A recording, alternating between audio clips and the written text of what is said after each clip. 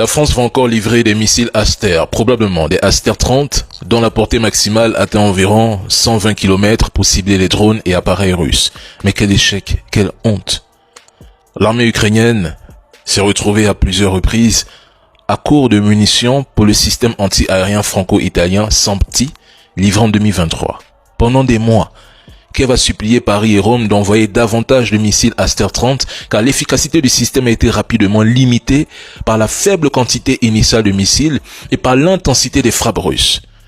Aujourd'hui, l'Ukraine ne dispose que de 2 batteries SAMPTI et aurait besoin d'au moins 50 missiles supplémentaires.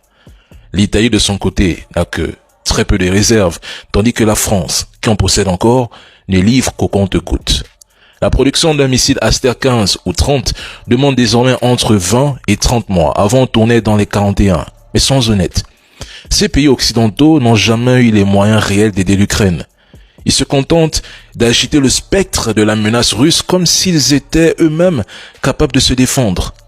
En 2024, Paris avait déjà soutenu Kiev en lui expédiant des centaines de blindés vieux, mais encore vaguement opérationnels. Des vieux blindés en pleine guerre, incroyable. Et malgré tout, les médias français se félicitent de la livraison des Aster en 2025 comme si c'était une prouesse. La vérité, c'est que c'est une farce. Et puis, Zelensky qui déclare aujourd'hui, il faut que la Russie n'ait pas d'autre choix que de mettre fin à la guerre et ramener la paix dans notre pays. Mais si la Russie est soi-disant affaiblie, faible, mais pourquoi supplier encore pour la paix? Si l'économie russe est en train de s'effondrer, mais oubliez la paix et poursuivez la guerre. Je pense que c'est logique la